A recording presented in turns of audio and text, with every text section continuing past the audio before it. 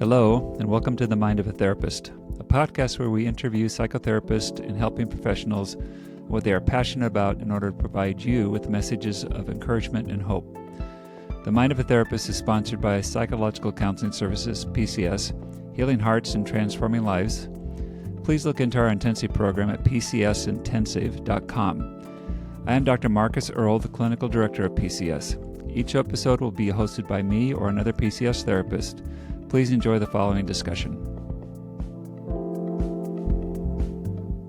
Hello, I'm Dr. Marcus Earle, your host today for Mind of a Therapist, and I'm sitting across from Kari. Hello. How about if you'd introduce yourself to the audience? My name is Dr. Kari Johnson, and I have my doctorate in psychology, and I'm also a board-certified music therapist. Yeah, I love hearing that because that's such a unique quality. So, Kari, what drew you into this field? So I'm going to kind of blame my parents originally. My mom was a nurse. My dad was a civil engineer. So I grew up very much in the place of caretaking and being around that. And my dad was much more of the master puzzle person, right? He was very, very good at putting together puzzles. That was our jam we did together. You know, I always kind of was in that healthcare type of environment. I always being around my mom and all of her friends and probably knowing things at an early age I probably shouldn't have known. However, it made me be more aware of certain things. And, I'm kind of the observer on the outside. I like to put the puzzle pieces together and kind of have an understanding for myself. But I wasn't planning on going into my doctorate. That wasn't on the radar when I first went to college. I found music therapy because, love of music. I started playing when I was 4, and, adding into my want to, connect with other people and to be helpful and, not have to do certain things that other professions at that point were doing. And then heard about music therapy, and I was like, perfect. Right. Combining in that counseling piece along with the music was just mind blowing to me that was even an option. So went and did my undergrad, got licensed and all of that business, and then went a different route where I ended up at the state hospital working there for 11 years and working primarily forensics and a whole different world.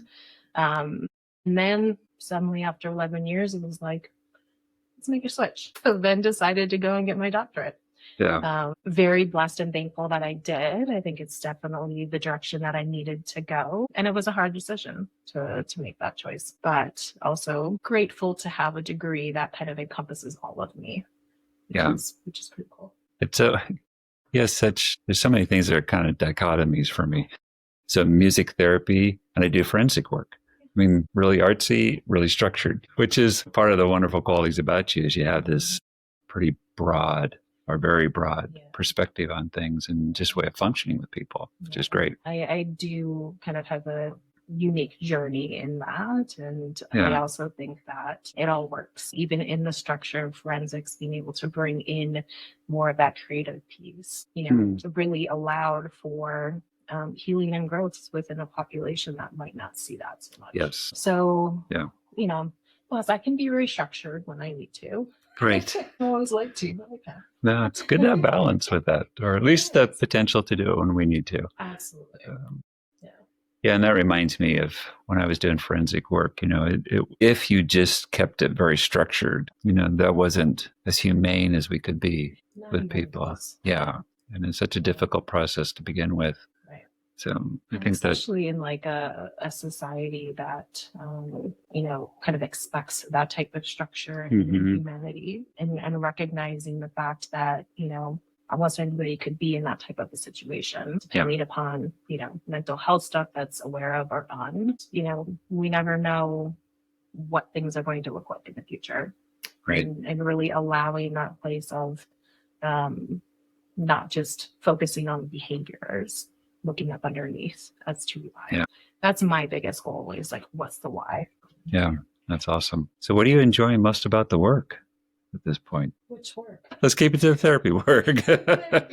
What do I enjoy most? I enjoy, being given the privilege to sit across from somebody and be that safe person for them and just, be able to sit in the ick and, normalize things and, walk through that with somebody.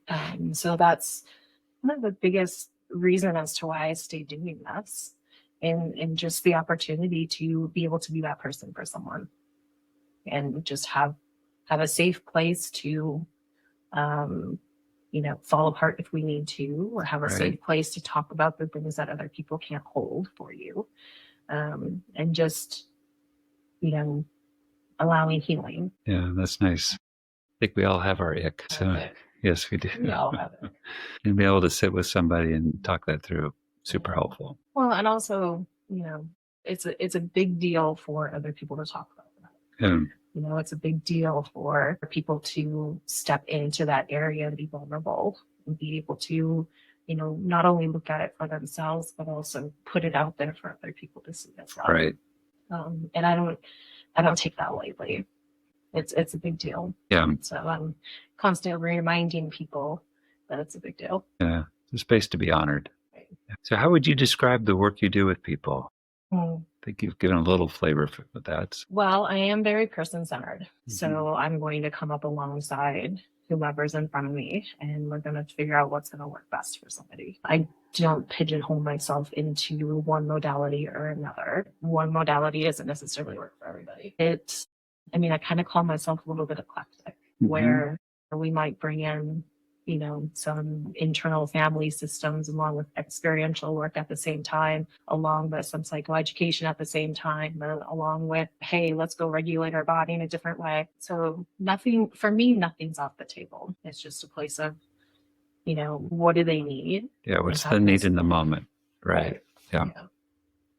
And so meeting clients where they are and trying to use the process intervention that fits in that moment. Right.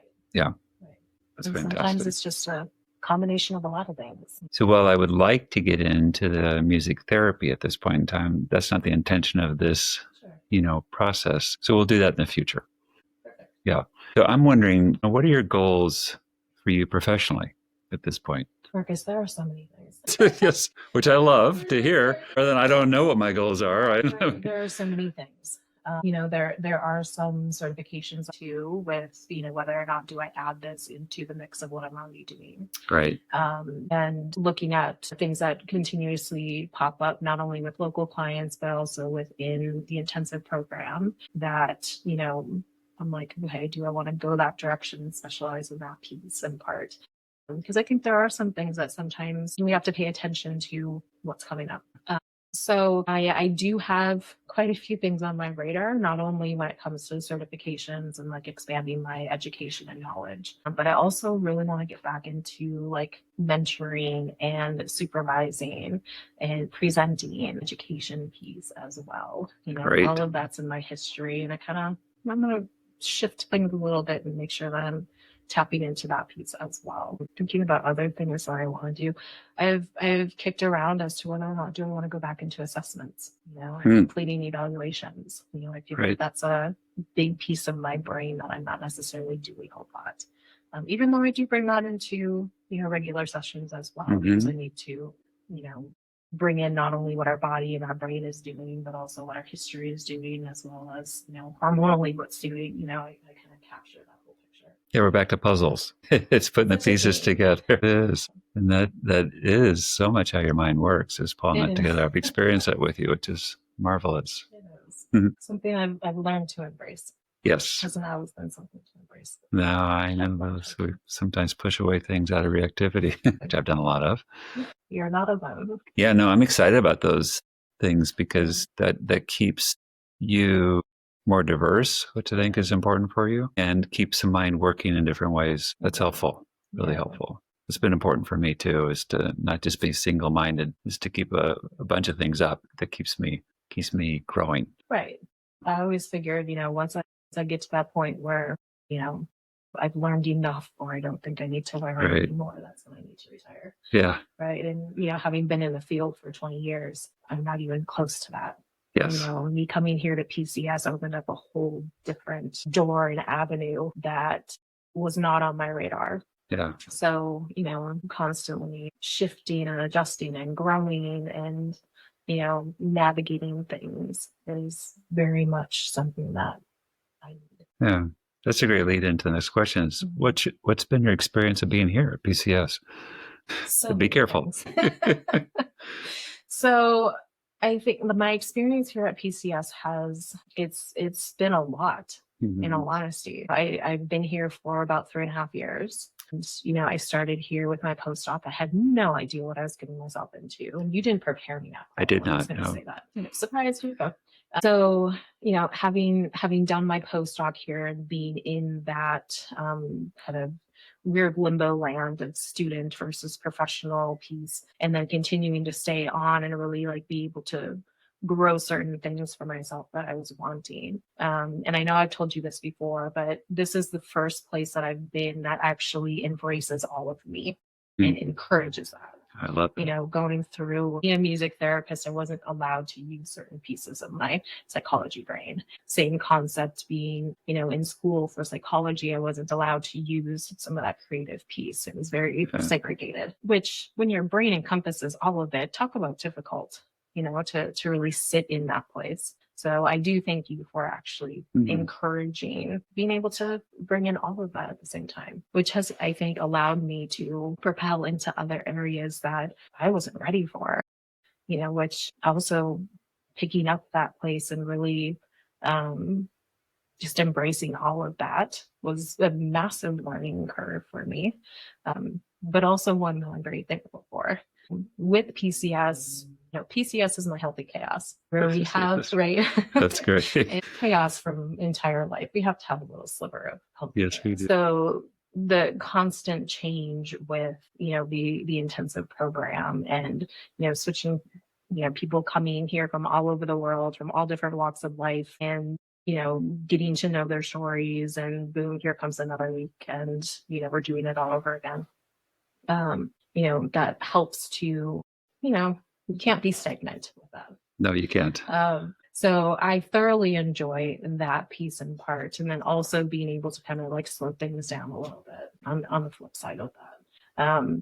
And I think PCS is such that unique balance between you as that independent therapist or psychologist and that team place where, because there's so many amazing people who work here, and I'm biased in that because I love the fact that I get to be their coworker, but I learn so much from everybody.